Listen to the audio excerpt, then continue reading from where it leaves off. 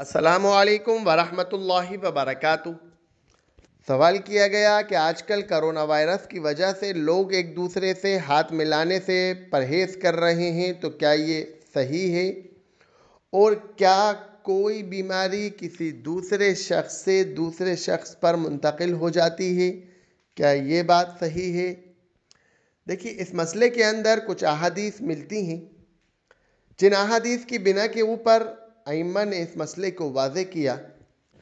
سب سے پہلے حدیث جو ہمیں ملتی ہے کہ اللہ کے رسول صلی اللہ علیہ وسلم نے فرمایا کہ امراض میں چھوت چھات، سفر اور الو کی نحوست کی کوئی اصل نہیں ہے۔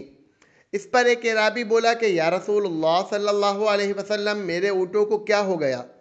جب تک وہ ریگستان میں رہتے ہیں تو ہرنوں کی طرح رہتے ہیں، پھر ان میں ایک خارش والا اونٹ آ جاتا ہے اور ان میں گھس کر انہیں بھی خارش لگا جاتا ہے۔ تو اللہ کے رسول صلی اللہ علیہ وسلم نے فرمایا کہ یہ بتاؤ کہ پہلے اونٹ کو خارش کس نے لگائی تھی؟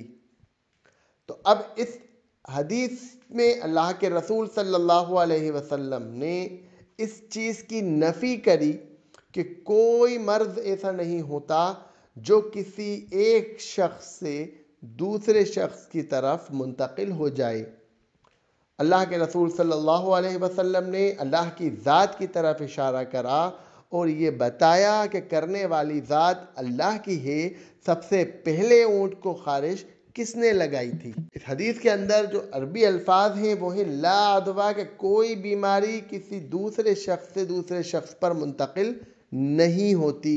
دوسری حدیث ہمیں ملتی ہے کہ اللہ کے رسول صلی اللہ علیہ وسلم کھانا تناول فرما رہے تھے اور ایک کوڑی کا مریض آیا، تو آپ صلی اللہ علیہ وسلم نے اس کا ہاتھ پکڑ کر پیالے پر رکھا اور فرمایا تم بھی کھاؤ، اللہ ہی پر توکل اور اعتماد ہے۔ تو اب اس حدیث سے بھی ہمیں پتہ چلتا ہے کہ جو کوڑی کا مریض تھا، جس سے لوگ بھاگا کرتے تھے، اس کو اللہ کے رسول صلی اللہ علیہ وسلم نے اپنے ساتھ کھانے کے لیے بٹھایا اور اس کا ہاتھ پکڑا۔ اس کے اندر بھی ہمیں یہ بات پتہ چلتی ہے کہ یہ بیماری کسی دوسرے شخص سے کسی دوسرے شخص کو نہیں لگتی۔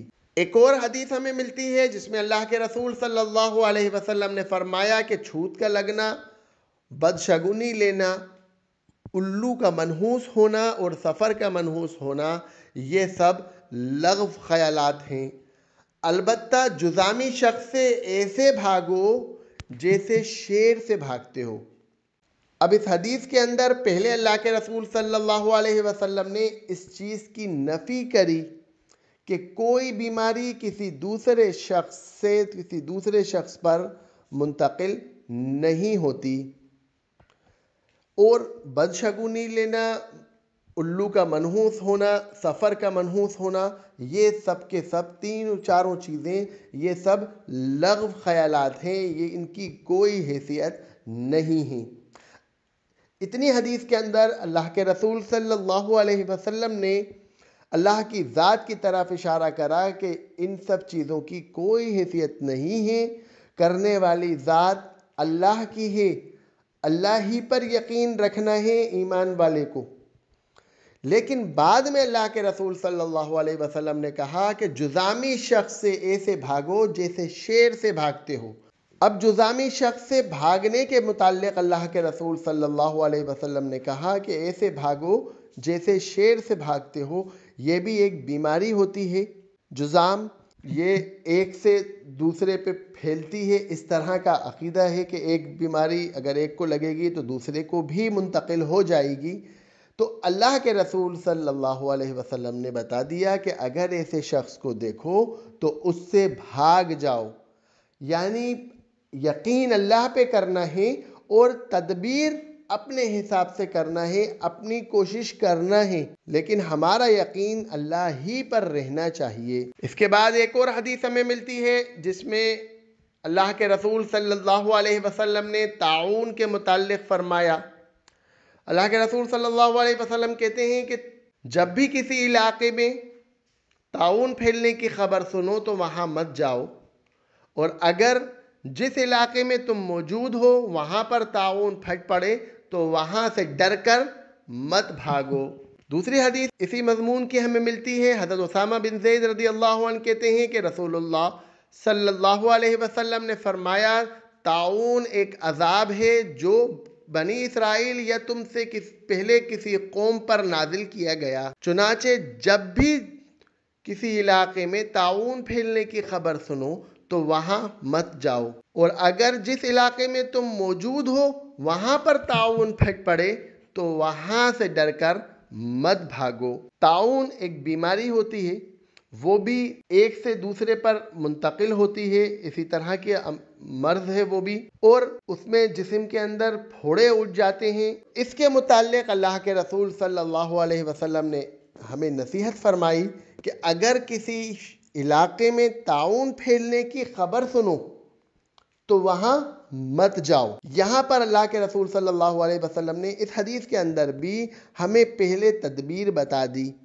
کہ انسان کوشش کرے کہ میں اس جگہ پہ نہ جاؤں، اپنے آپ کو میں ہلاکت میں نہ ڈالوں. لیکن حدیث کے بعد میں اللہ کے رسول صلی اللہ علیہ وسلم نے اس بات کو بتایا کہ اگر کوئی شخص وہاں پر موجود ہے تو وہ ڈرے نہیں، اس بات پہ اس کا یقین اس بیماری پہ نہیں آ جائے کہ یہ بیماری مجھے لگ جائے گی. وہ یہ نہ سوچے کہ یہ مرض مجھے لاحق ہو جائے گا، کیونکہ کرنے والی ذات اللہ کی ہے.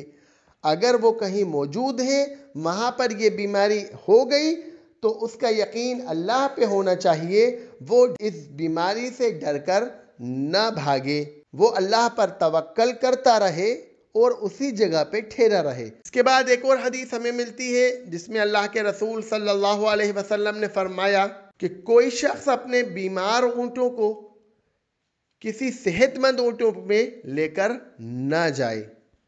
اب اس حدیث سے بھی ہمیں پتہ چلتا ہے کہ کسی شخص کے اگر بیمار اونٹ ہیں تو وہ اپنے بیمار اونٹوں کو صحت مند اونٹوں کے قریب لے کر نہ جائے کہ کہیں ایسا نہ ہو کہ ان کی بیماری ان تک منتقل ہو جائے. اب بیماری کا منتقل کرنا ایک سے دوسرے کو یہ کام اللہ کا ہے، لیکن انسان کے ہاتھ میں ہے صرف کوشش کے بعد جو بھی نتیجہ آئے گا وہ نتیجہ اللہ کی طرف سے ہوتا ہے. کہتے ہیں کہ مومن کوشش کے اندر مجاہد ہوتا ہے اور نتیجے میں متوکل ہوتا ہے. تو یہ ہر اعتبار سے ہے، یہ صرف اس چیز کے اندر نہیں ہے، یہ ایمان والے کے لیے، یہ مومن کے لیے یہ سب سے اہم چیز ہے کہ وہ کوشش کے اندر مجاہد ہوگا اور نتیجے کے اندر متوکل ہوگا.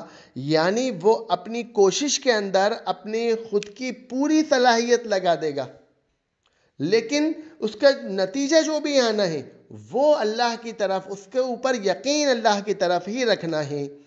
جس طرح سے ہم سے کہا گیا کہ رزق کمانے کے لیے ہمیں نکلنا ہے، ہمیں کوشش کرنا ہے، لیکن دینے والی ذات تو اللہ کی ہے، اللہ ہی رزق دے گا. دنیا کی جتنی چیزیں ہیں اس دنیا کے اندر مومن کا معاملہ ہر چیز میں یہی ہے کہ وہ اپنی کوشش، اپنی صلاحیت، اپنی ہر چیز تدبیر وہ سب کر لے، لیکن اس کوشش کو کل نہ سمجھے. وہ اس کوشش سے یہ نہ سمجھے کہ یہ کوشش کروں گا تو پھر سب کچھ ہوگا. وہ صرف اتنا سمجھے کہ جو ہوگا اللہ کی ذات سے ہوگا، اللہ کرے گا، میرا کام صرف اتنا ہے. تو اب اگر کوئی شخص احتیاط کر رہا ہے تو وہ اس احتیاط کو کل نہ سمجھے، وہ صرف اس کوشش کو کوشش سمجھے بچنے کی. اگر کوئی شخص کوشش کر رہا ہے تو وہ کوشش کرتا رہے، اس میں کوئی حرج نہیں ہے، لیکن اس کا یقین اللہ ہی کی ذات پر ہونا چاہیے. وآخر دعوانا ان الحمد للہ رب العالمین.